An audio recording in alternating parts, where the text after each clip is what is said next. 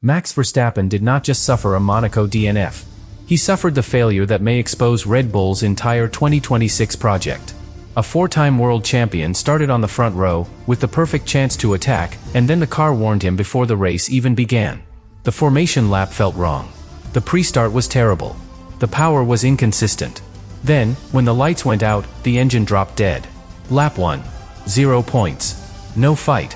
And this happened while Verstappen was already publicly revolting against the new Formula One regulations, calling the racing artificial, attacking the battery-heavy rules, and warning that the sport is becoming less about pure driving, and more about energy games.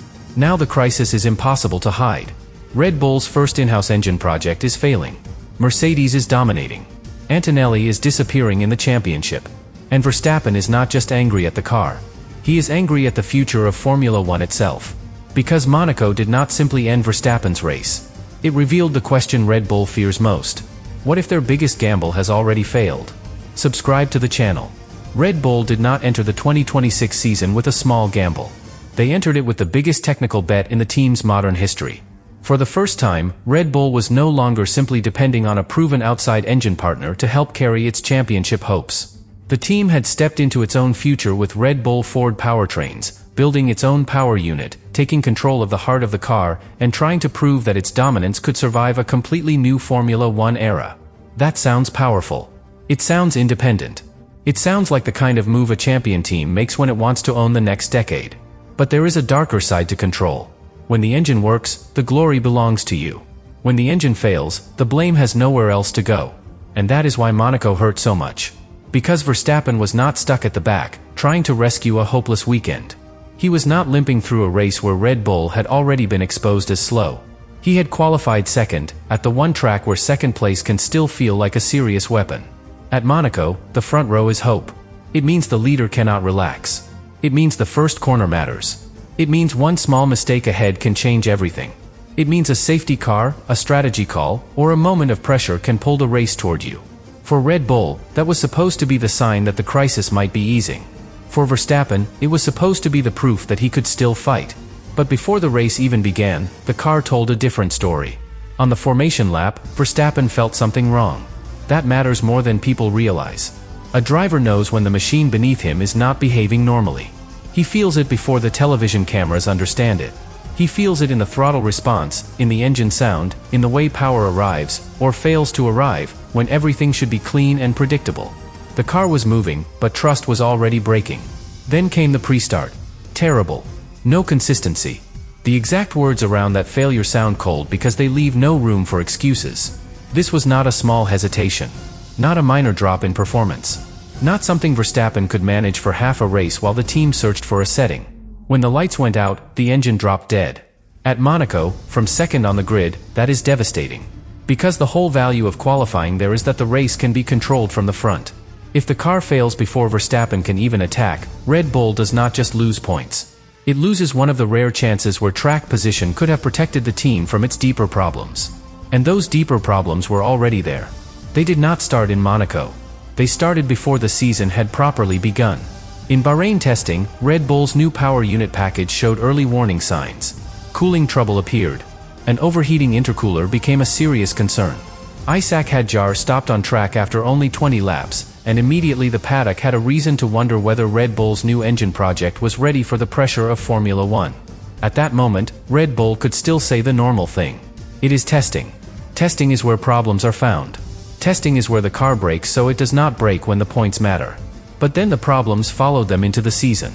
Australia brought more engine-related trouble. China brought a coolant fault for Verstappen himself while he was running sixth. Another retirement. Another lost result. Another weekend where Red Bull had to explain why its brand new power unit was not giving its champion the foundation he needed. And after China, the situation became even more serious, because the problem was not described as just one failure. The wider package had significant shortcomings. That is the phrase that changes everything. Significant shortcomings means the car is not only unlucky. It means the concept is still fighting itself. It means Red Bull may be dealing with issues across reliability, deployment, cooling, balance, tire wear, and the way the engine and chassis work together over a full stint. And that is exactly what makes the 2026 regulation so dangerous for them. This new era is not just about having power for one lap. It is about using power intelligently over and over again. The cars rely far more heavily on electric energy. The battery matters more.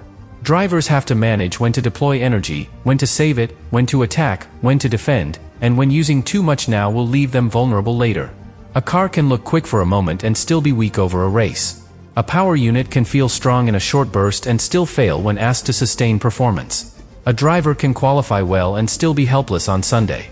That is the nightmare Red Bull is living. And it explains why Verstappen's anger with the rules has become so intense. Because he is not only losing performance.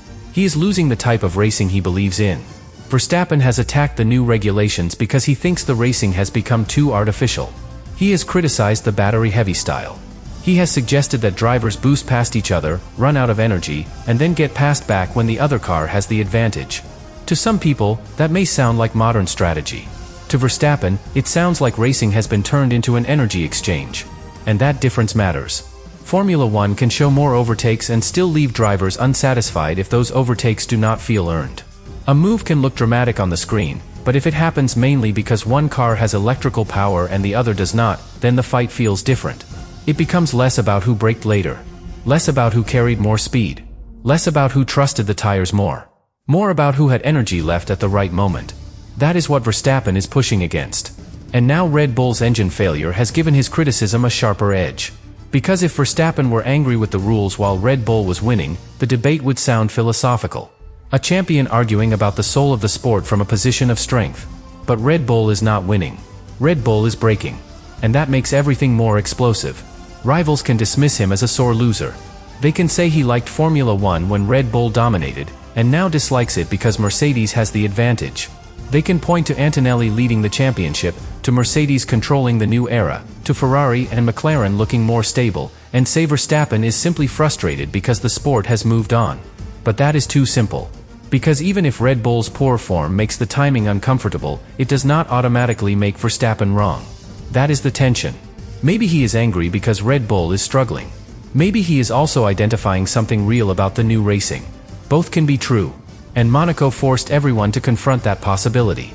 Because the failure was too symbolic. A champion who dislikes the new energy-heavy rules. A team running its first in-house engine project. A front-row start that should have offered a fight. A power unit that could not survive the beginning of the race. A Mercedes team thriving under the same rulebook. A championship leader pulling away. All of those threads met at the same moment. When Verstappen's engine died, it did not only end his race. It made Red Bull's entire 2026 gamble look fragile. And the most painful part for the team is that Verstappen cannot drive around this kind of problem. He can drive around oversteer. He can drive around understeer. He can manage tires better than most. He can create pressure where other drivers would wait. He can turn a difficult car into a result that flatters the machinery. But he cannot fight without power. He cannot attack with an engine that drops dead. He cannot trust a project that gives him a front-row start and then removes the race before turn 1. That is why this is becoming a crisis of belief. Red Bull needs Verstappen to believe the project can recover. But belief does not come from promises. It comes from evidence.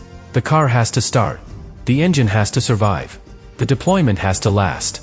The tires have to hold. The balance has to give him confidence. Until those things happen, every technical explanation will sound weaker than the memory of Monaco. Because once a driver loses trust, every future lap carries a question. Will the power arrive? Will the temperature stay under control? Will the engine sound normal? Will the battery be there when I need it? Will the car give me a race, or take another one away? For Verstappen, doubt is poison. His driving is built on total commitment. He is at his best when he can attack without hesitation, when the car answers instantly, when the team gives him a machine that turns aggression into lap time. That was Red Bull's identity in its dominant years. Now, that identity is shaking. And the 2026 regulations have made the timing brutal. Red Bull is trying to learn its own engine while Mercedes appears to have mastered the new formula. Mercedes has the pace, the consistency, and the championship momentum. Antonelli is leading the drivers' standings. Red Bull is far behind where it expects to be. Verstappen is losing ground quickly. That creates a dangerous political layer. The teams benefiting from the rules have no reason to change them. Mercedes can look at the standings and see validation. Ferrari can see opportunity. McLaren can see stability. Red Bull sees crisis. So when Verstappen attacks the rules, every rival hears two messages at once. One message says, the racing is not right. The other message says, Red Bull is losing. That makes his revolt harder, but also more important. Because if a four-time world champion truly believes Formula One is becoming too artificial, the sport cannot just shrug. It may disagree with him. It may defend the regulations. It may point to technology, manufacturers, sustainability, and strategy. But it cannot pretend the criticism does not matter. Not when the driver saying it is one of the defining figures of the modern era. And not when his team is becoming the most visible casualty of the reset. That is what Red Bull now has to manage. A technical crisis. A sporting crisis. A political crisis. And a driver belief crisis. Any one of those would be difficult. All of them together can break a season. Because the championship does not wait for a team to understand itself. Every weekend keeps moving. Every race hands out points. Every Mercedes victory makes the gap feel larger. Every Ferrari result adds pressure. Every McLaren finish makes Red Bull's recovery harder. And every Verstappen failure changes the narrative. A few bad races can be called a rough start. Repeated engine problems become a pattern. A front-row Monaco retirement becomes a warning. That warning is now impossible to ignore. Red Bull wanted 2026 to prove it could control its own future. Instead, the early evidence suggests the future is controlling Red Bull. And Verstappen is the one feeling every consequence first. The next layer of the crisis is not just that Red Bull's engine failed. It is where it failed. Monaco is not the fastest track on the calendar. It is not the most demanding for outright power in the way a long straight circuit might be.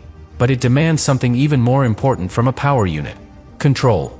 The throttle must be predictable. The deployment must be smooth. The engine response must be clean. A driver needs confidence every time he squeezes the pedal between the walls, because there is no space for hesitation and no space for surprise. At Monaco, a car does not need to feel explosive. It needs to feel trustworthy. And Verstappen's car gave him the opposite. That is what makes the failure so alarming. Because if the Red Bull power unit cannot give its driver consistency at Monaco, where the speeds are lower and rhythm matters more than raw top-end power, then the question becomes terrifying for the rest of the season. What happens at circuits where the engine is under even greater stress? What happens when the battery is being drained and recovered lap after lap? What happens when Red Bull needs maximum deployment to defend from Mercedes, Ferrari, or McLaren? What happens when Verstappen has to trust that the power will be there at the exact moment he commits? That is the fear now sitting inside the Red Bull garage. Not just that one engine died. That the failure may be a symptom of something deeper. And the timing could not have been worse. Because the 2026 power unit debate had already become one of the most sensitive issues in the paddock. The regulations lowered the compression ratio limit, and the way that limit was checked had already triggered concern. Some teams worried that an engine might pass a cold, stationary check, but behave differently when hot and running under real race conditions. That is where the controversy began. And the possible advantage being discussed was not tiny. 0.3 to 0.4 of a second per lap. In normal language, that may sound small. In Formula One, it is enormous. It can turn a car from second best into the benchmark. It can turn a difficult overtake into a clean pass. It can turn a good qualifying lap into pole position. So the FIA stepped in. The checks became stricter. The rule was tightened so engines had to comply in hot and cold conditions from early June, with the long-term direction moving toward operating condition control. And Monaco arrived right inside that pressure point. Now, that does not prove Red Bull's failure was caused by the tougher checks.